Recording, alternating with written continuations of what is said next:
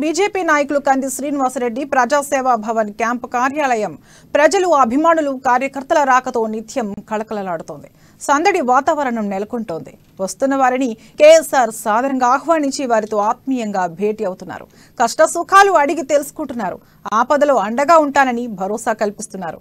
ఇవాళ కచ్కంటి, వాన్వట్, ఆదిలాబాద్ పట్టణానికి చెందిన పలువురు ఆయనను కలిశారు.